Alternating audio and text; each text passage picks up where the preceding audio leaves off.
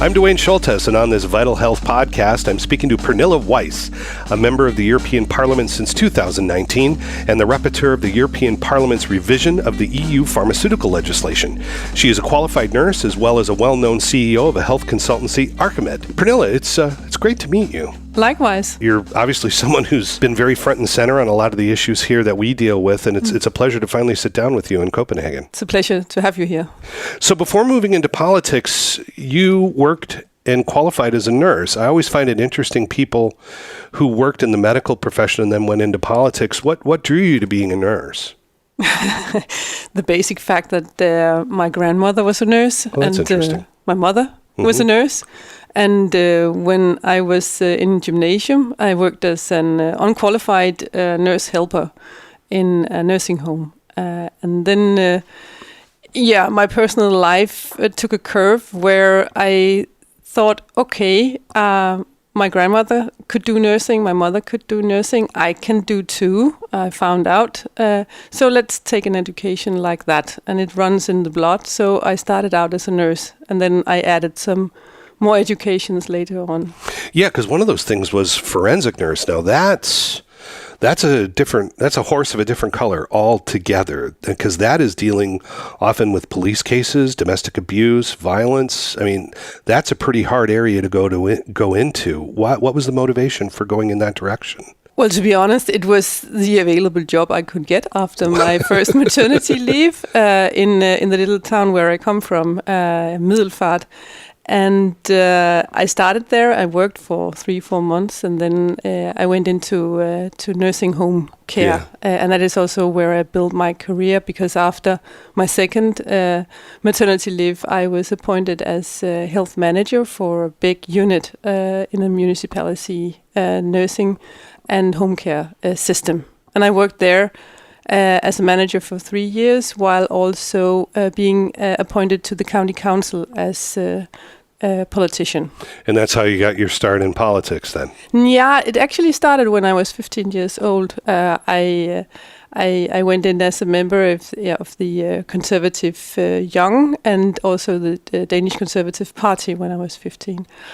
And was immediately also a part of the organization, doing a lot of backstage work. And as I then started nursing school, I also started as a trade union politician. So I was elected as trade union politician when I was 19 years old. Mm-hmm. Well, it's very young to be trade unionist. Yeah, but it made very good sense, because I didn't represent the young nurses at training. I represented myself as a conservative young nurse to be, right? And took part in the political discussions about how to argument for good conditions for the warm hands, but also how to attract leaders and managers, and to stimulate nurses to go into a more leading career in the public healthcare sector.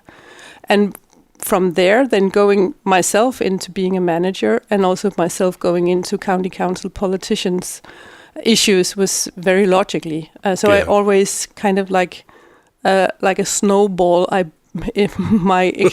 My experiences have grown politically adjacent to the personal experiences I've made in my career.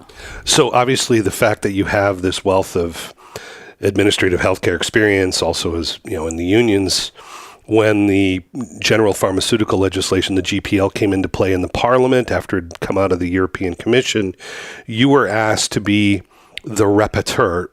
I think to a lot of our listeners, the comitology of the European Commission is just completely impossible to unweed. What exactly is a rapporteur? What does that mean practically? What were you doing?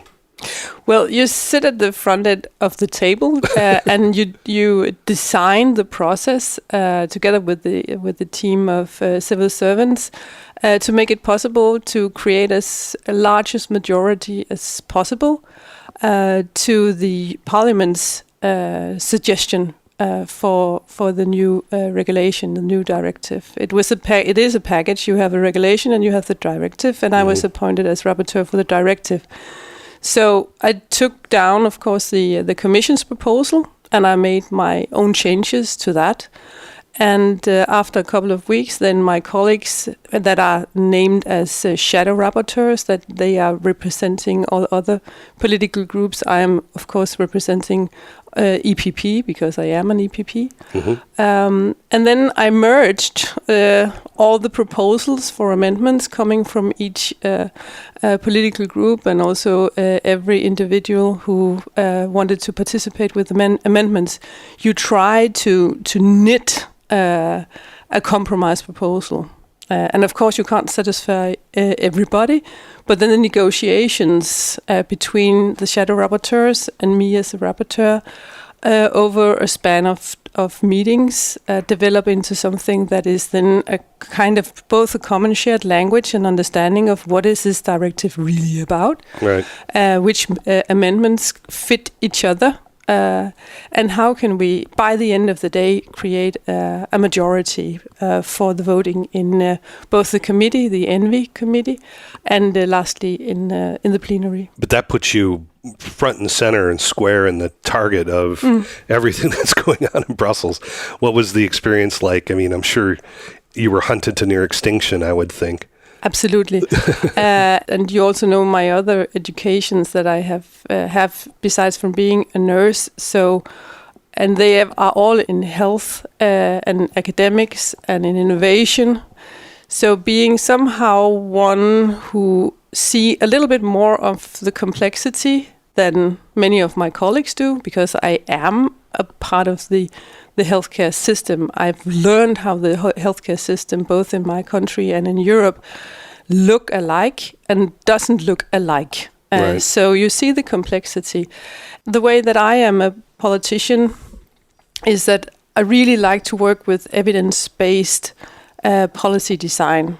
That stems from my years in my consultancy company, Archimed, because we worked with evidence-based design, trying to make architecture in healthcare really do what architecture and interior design can do for patient safety, for work environment, for the economy, for facility management, etc., etc. So being a politician who really likes to do evidence-based policy making is a lot about facilitation between different viewpoints, but also different levels of understanding of what is this GPL about.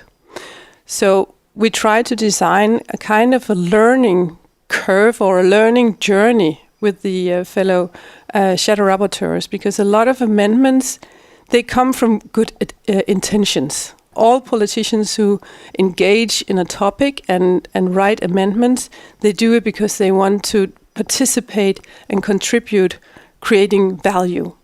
But sometimes you write an amendment without really understanding how it could fit the purpose. And especially when it comes to pharma legislation that is so super complex and is a legislation that should be able to work not only in the European Union, but also to deliver on the end results on the patient side in each member state, each of our 27 member states. And each member state has its own design of healthcare system. And that's why the output, so the end result that each citizen experiences in their daily life, is being taken through a very complex equation in each member state. But the legislation that covers pharmaceuticals is somehow something that is uniform, but it works in different ways in different healthcare systems. So being able to help colleagues to understand that there is no such thing as a jump to conclusion. We want, for example, every European citizen to have XYZ pharmaceutical product in their hand by this year. That we cannot decide in Brussels, never ever, because the treaty is that healthcare systems, and also especially when it comes to pharmaceuticals, it is by the end of the day the member state who decide pricing and reimbursement. So it's the member state who decide whether or not X or Y pharmaceutical product is being available for the citizens in that specific country.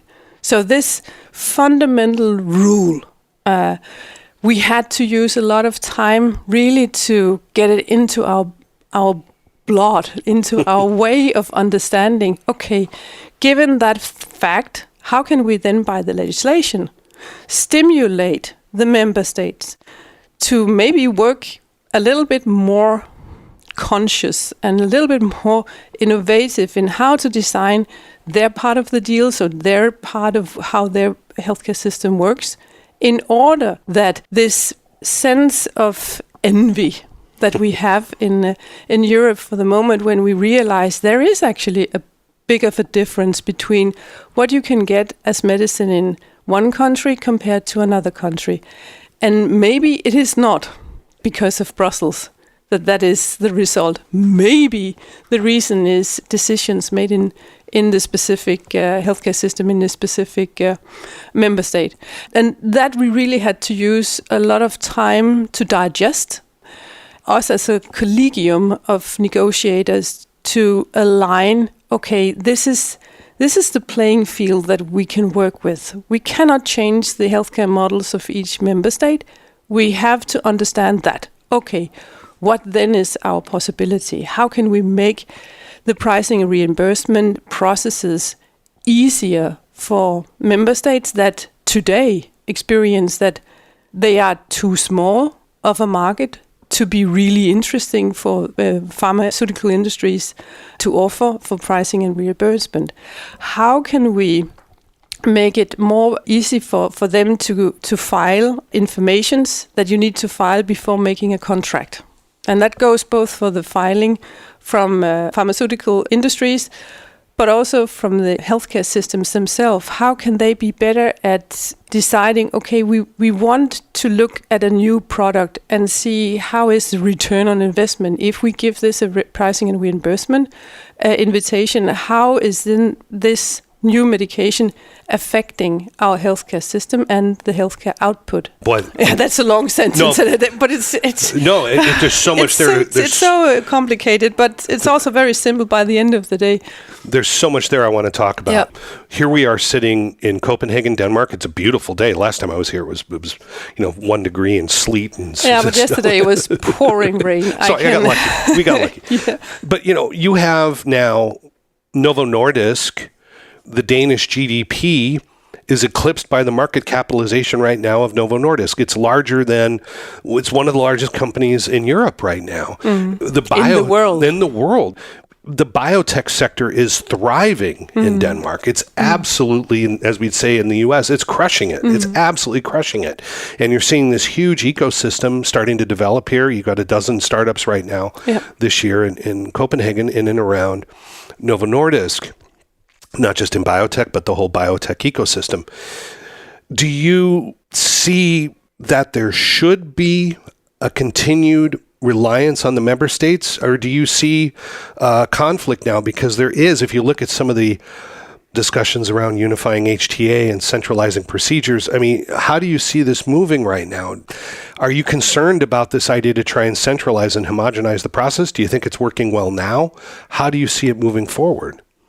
Well, what would be very, very valuable to the Union is that each member state, every member state together as a group, somehow designed a better condition for how to learn from each other, how to understand each other's efforts, instruments, incentives, and outputs, to be more curious about, okay, if they can get that quality from the money that they spend on healthcare in that country, what can we learn from that?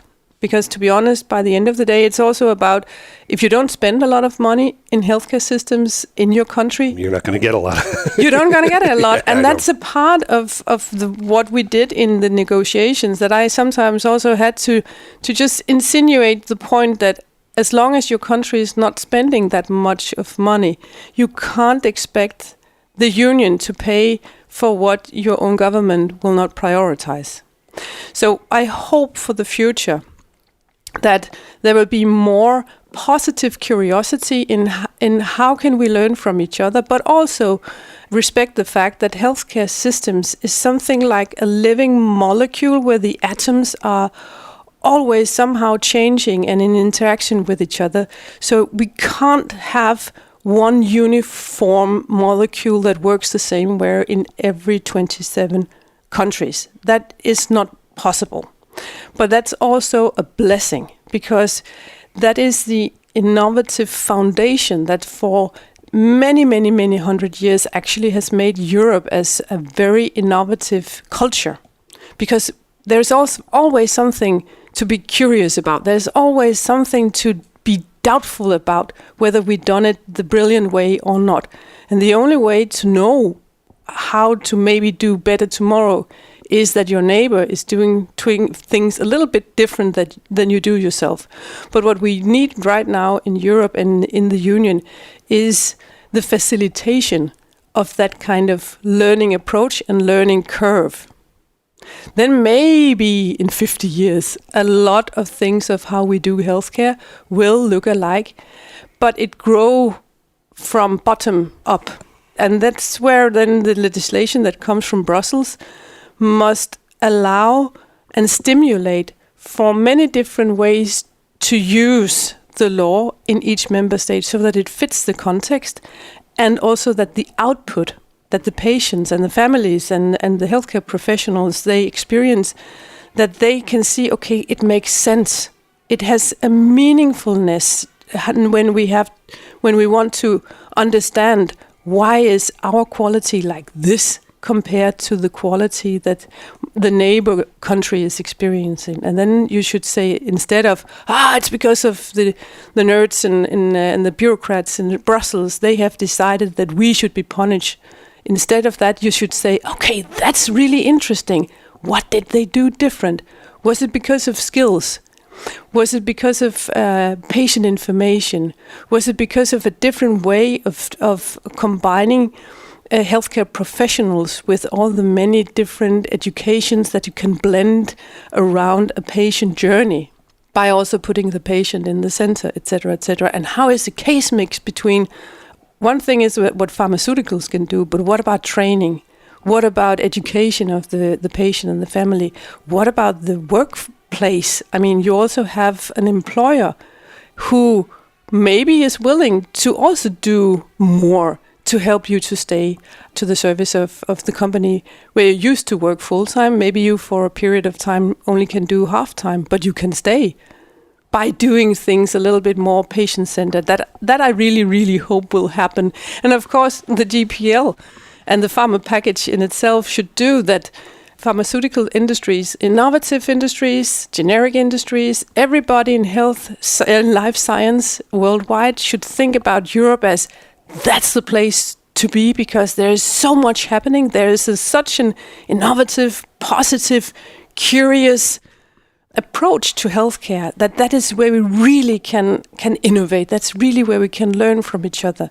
That is what the pharma package should do. It should be this magnet of attraction to everything new that can be put in the favor of making it possible for each human being living in Europe to live the life exactly how they want, no matter what you have of diagnosis. And that's all extremely lofty, and it sounds wonderful, but the reality is, when you look at the package that came to you, that was handed to you, that you had to deal with, essentially the big incentive was we're going to force and take away 2 years of your regulatory data protection. We're just going to take that from you, and then we're going to say, okay, if you do certain things like enter all 27 EU member states, we're going to give some of that back to you.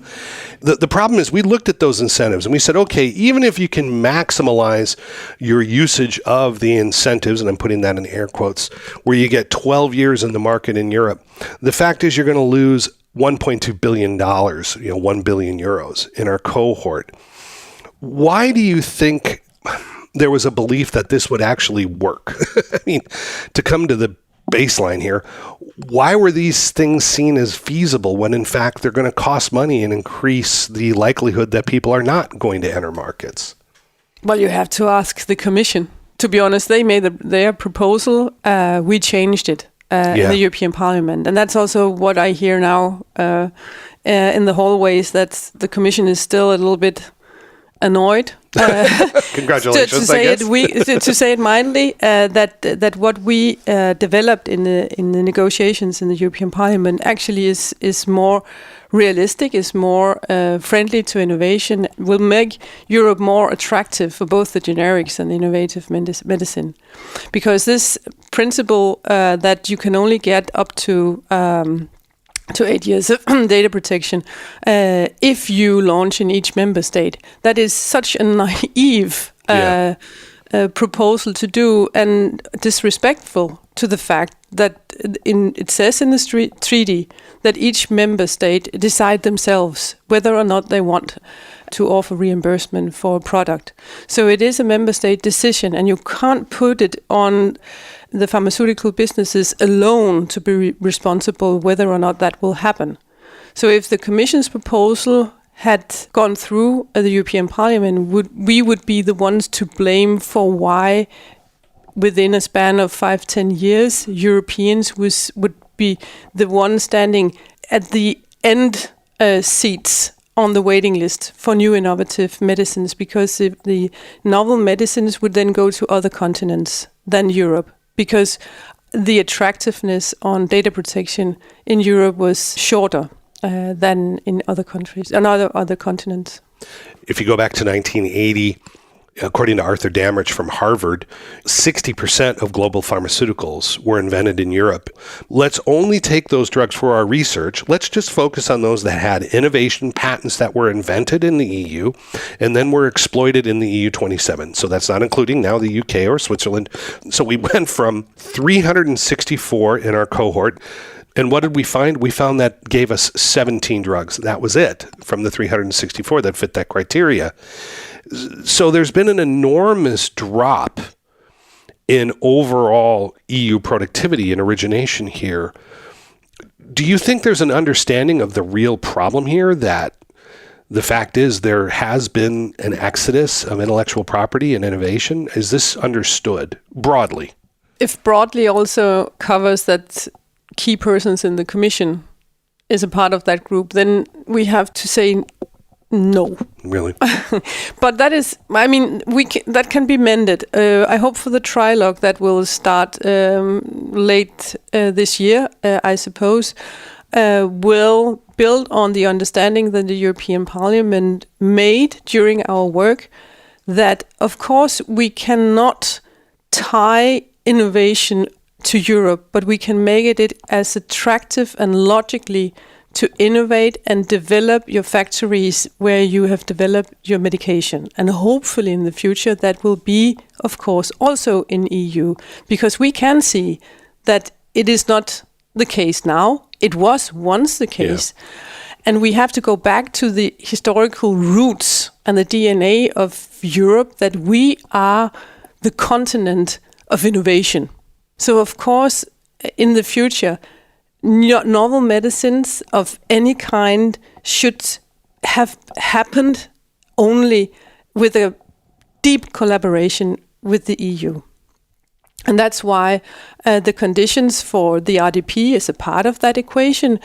But it also is very important that the environment that you can create around factories, also in production, so in generics, is where you also make an ecosystem for life science, both education, innovation, this bigger understanding of what is it that healthcare technologies can do for Europe.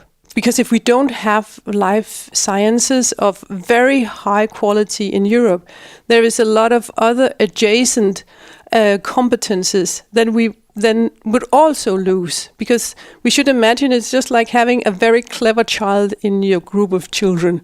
And the brightest one intellectually, with its mind and its way of thinking in very complex systems, if they can't find a school or a university or a company to work for growing older in Europe, they will leave Europe. Yeah. Nothing holds them back.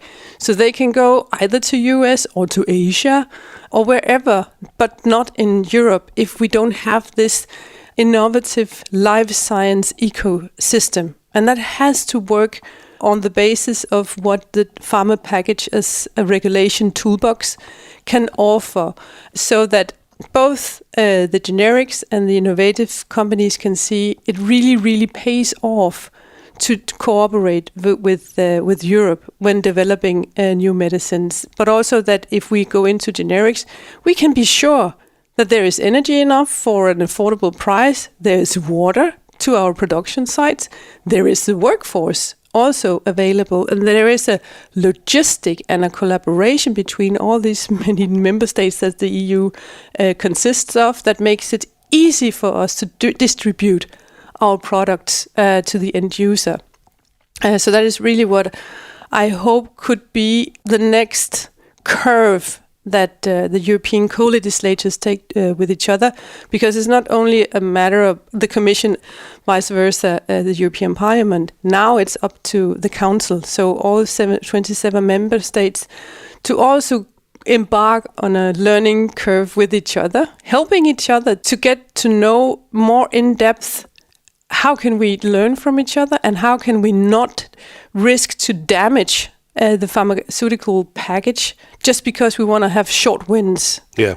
And there is a lot of short win thinking in the European democracy, unfortunately, for the moment. It's so easy to talk about populism, but the horizon for many, many politicians is to the next election. Yeah, 2 to 3 years. So the effect of a pharmaceutical package that will really pay off from in 10 years and then ahead, they want to see cheap medicine on the shelves in 2 months. If you look at that desire to have extremely cheap medicines on the shelf and to build a generic sector, these are discussions that are going on both in Europe right now and in the US. The problem is there's a certain point where being too cheap becomes really expensive. And you're already seeing it where you drive down the price to a level where you start getting shortages. You get one production problem at a factory in India, and it kills 60% of your supply for injectable cancer products. There's a lot of products actually where Europe is completely depending that we can import from outside, and we don't acknowledge that risk at all, and we should. Definitely. But there's a price, again, much like prescription medicines and on-patent medicines, there's a price for that, because if you don't create the incentives and you're not willing to invest, you're not going to get the ecosystem impacts. It's just not going to happen. True. And that's also why we fought, I must say, EPP and I did fight a long way, and we didn't get really to the maximum of potential value. We wanted quality of life to be a part of the equation that led towards pricing and reimbursement. Because putting the patient in center, having quality of life measurements into the decision process, whether to reimburse the product or not, would make it possible really to have a life circle approach to new and maybe in the beginning expensive medicine. But instead of not giving this patient this medicine, the cost of not doing that is much, much bigger, because there is hospitalization, there is sick leave, there's the impact of the family, there is the fact of not taking part of being in the workforce, etc., but also the quality in your life that you are so dependent on care because no one wants to give you the expensive medicine that would make it possible for you with one injection maybe once a week to get on working, living your life like you really want it. So this quality of life toolbox to qualify why sometimes expensive medicine actually is the cheapest and most dignified solution to offer for citizens. And that I really hope can grow over the trilogue, and also after the trilogue has ended on the pharma package, then this awareness about that quality of life is not only just a silver bullet for big industries to earn money on something that they argue is of value, but that actually we invite the patient and the patient organizations to be a part of the conversation, and also to put in the conversation what is economically feasible suggestions to do. I was here at ISPOR in October. It takes place in Copenhagen. And I heard one of the academics from York University gave a lecture, and her position was, in this lecture, that Keytruda, arguably one of the most successful cancer oncology products, one of the most effective therapeutics for solid tumors in the world, her position was that its value was only £6 million a year in the UK. When you have opinions like this that are so divorced both from economic reality and the patient reality, you can literally say that we are not going to invest in cancer. We don't see it as valuable. And this is considered a learned opinion on one of the top research-driven conferences, peer-reviewed conferences in the world. And this is being stated as fact on stage. We have a real problem here. How do you see the disconnect between the reality, the economic reality of the healthcare sector in the EU and the political reality on the ground? Like, nobody wants to be health minister. The GDP per capita in Europe last year dropped 3%. I mean, this should be terrifying to people. The fact is, if we don't start investing in economic growth, how are we going to deal with these things? Because that's what GPL looks like to me. The bill looks like a zero-sum proposition, that healthcare, all it is overhead and it has no value.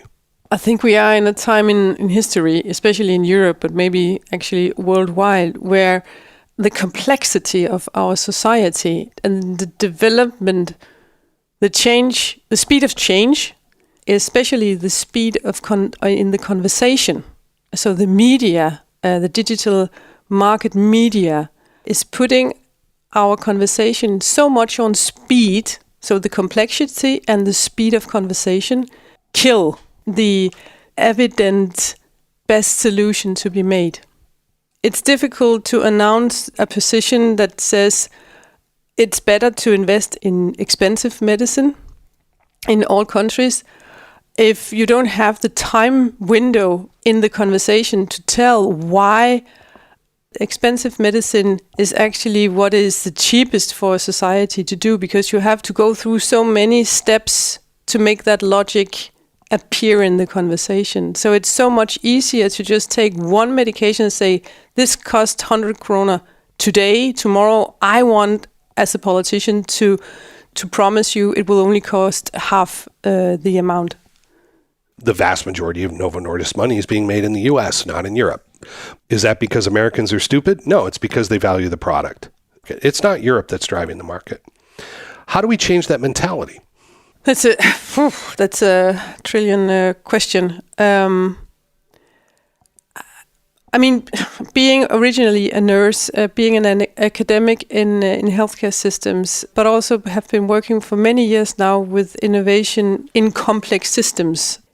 It is about having time to really go in deep of case material to educate decision makers, to educate, not that they then as to be educated to have the same opinion as me, but really to have this broadening up their mind, understanding, okay, this is actually the complexity, this is how things are working together. So seeing this complex molecule that the healthcare systems are, no matter how they are designed, they are all a molecule of the somehow same atoms, but they are placed in different places in each molecule, and that can be done either very brilliantly and it can also be very dysfunctional. And in order to understand why right now the US pharmaceutical market is driving the global market and not Europe, and if we want Europe to do, we have to work much more on the understanding the evidence behind truly return on investment from what technology you offer a citizen with a healthcare challenge. Technology can be pharmaceuticals. It will often be somehow a pharmaceutical. It can also be something else. It can be training, it can be rehabilitation, and it can be change of lifestyle, etc., etc. But we have to understand that each diagnosis group has their tools that can be used more or less cleverly. And that this more or less cleverly used technologies, by the end of the day, results in some kind of cost. Yeah. And if we can combine this curiosity, how to have high quality, low cost, if that we could agree to try to pursue, then we could go through all the parts of the complex equation and say, okay, where can we adjust? Where can we do smarter? Maybe by learning by a neighbor country, or by, it's not a psychotherapist that should work with this patient. It's maybe actually someone coming from civil society talking with this patient group, because it has a better impact. Whatever. There's a multitude of examples to do with that. But I think we should have this more curiosity to understand the complexity. And the very silly thing is actually that most families who experience diseases and illnesses, who are dealing every day with maybe more than only 2 or 3 diagnoses, they do see the complexity. Yeah. I mean, it's not rocket science, but the way the political media platforms work now is that they try to simplify the complexity so much that it becomes naive and even dangerous for society. So taking patients, families much more on board in the conversation, and also to use case material to explain why do we perform differently in this patient group than in another patient group? Why is this country working more and delivering more to less costs? What can we learn from that? I think we should absolutely do that. One of the things I found interesting when researching the GPL and before we launched our analysis, the legislation as proposed said that we need to do this because of the impact of COVID. COVID exposed all these problems. So we need to combat the impact on our economy and to the health sector due to COVID. But when you actually started looking at the data, we found that the big drop, 50% of biotech creation, 50% of investment, occurred not in 2020 from COVID, but actually occurred in 2018. And it just fell off a cliff in 2018. There's a lot of reasons for that. One is general competitiveness. 2 is a big change in U.S. tax policy as well, which disincentivized companies from keeping money in Europe and pulling it back to the U.S., which they did to the tune of $750 billion. How did they miss this fact? How was this overlooked? Do you think the GPL is trying to solve the wrong problem, which is, as we've been discussing, an overall competitiveness problem? That's a good question. I think that the narrative of the COVID and using that as an argument stems primarily from what is also in the Commission's proposal, namely to have more joint procurements. Right. And we had joint procurement on vaccines because it made so much sense to do that. But it doesn't make sense to make joint procurement on any other kind of pharmaceutical product, and not only in times of urgency, like when it is a pandemic. But the Commission, from the very beginning, after the joint procurement, it was like they saw suddenly a tool and a key argument to take over member state responsibility. Right. To take away from the member states the possibility to decide themselves whether or not they wanted to reimburse a pharmaceutical product or not. And that's more or less because the Commission will always have this fundamental approach that the more we do for everybody else, the better for the union. But we are a union of member states. So there is a lot that we do together, but there is also typologies of societal challenges and services where we have to respect that they are better taken care of in the specific member state. Also because it's so much embedded in the local context, in the local culture, and the family models, and how the industry works with the trade unions and etc. All the civil society design, that is so much a local phenomenon, and it should continue to be so. Again, also because Europe is a continent of member states and many different cultures that are in a constant dialogue, sometimes also in a smaller and bigger conflicts on topics, not only football, but that is what makes us so innovative, because that's in the DNA of Europeans. We want to make tomorrow better, and we can only do that if we don't act as if we are China or Russia.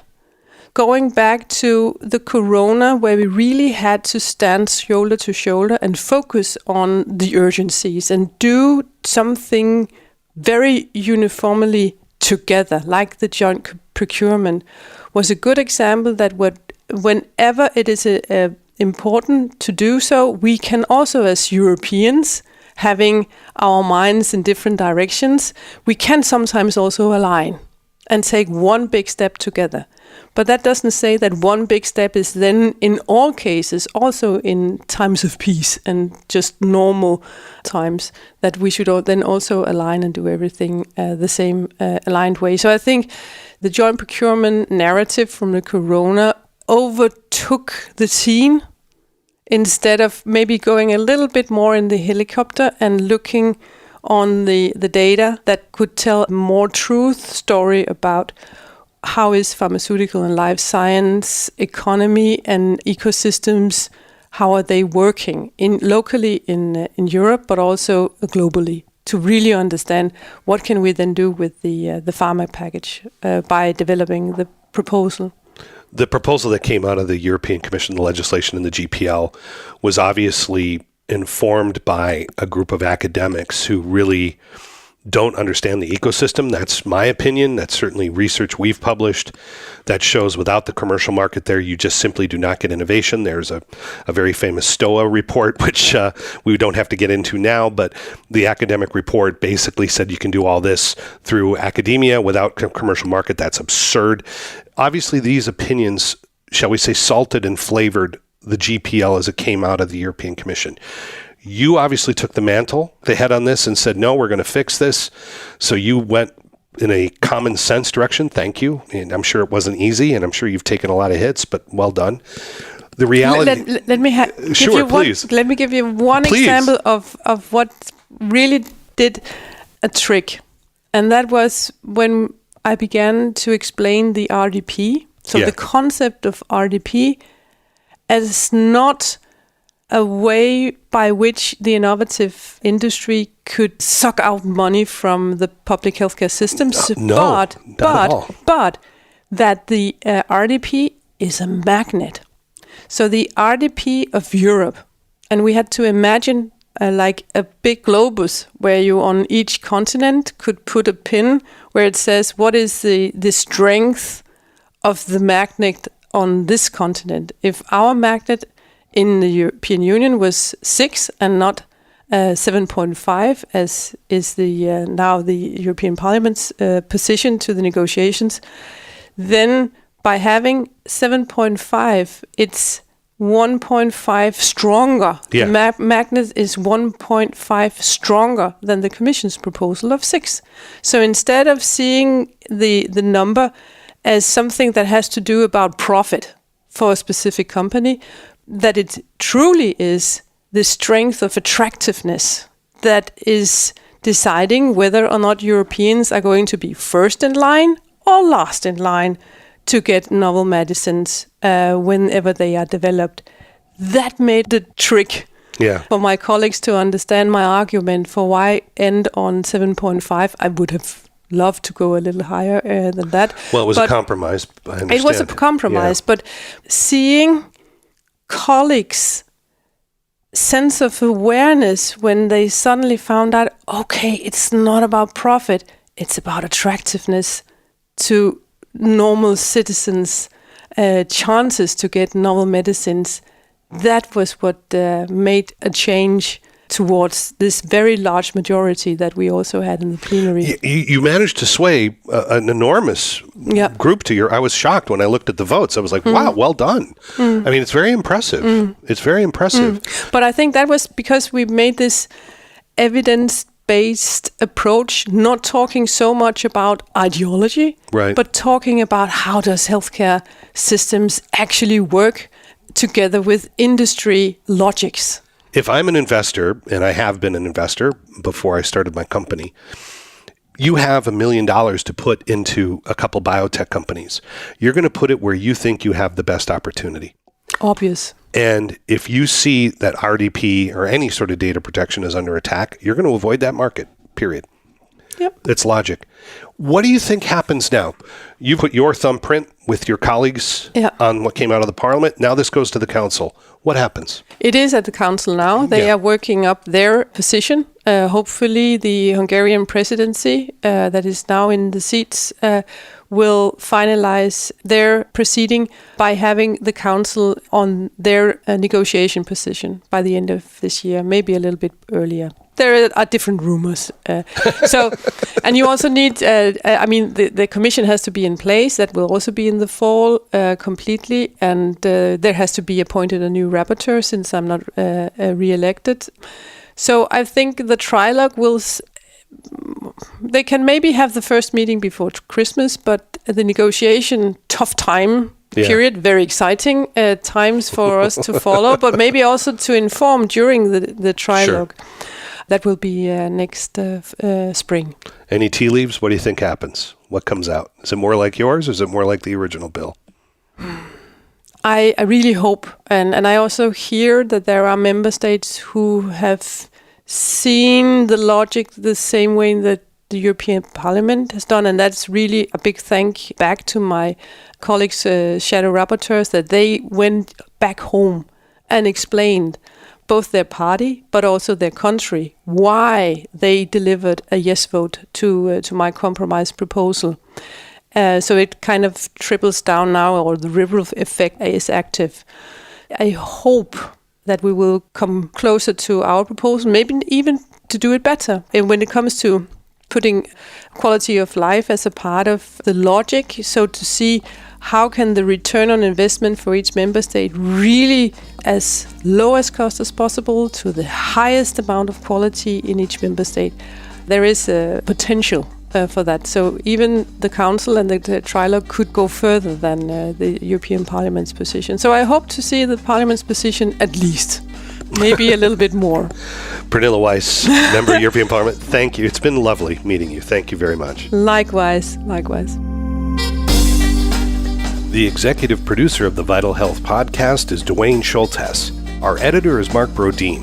Our project manager is Gwen O'Loughlin.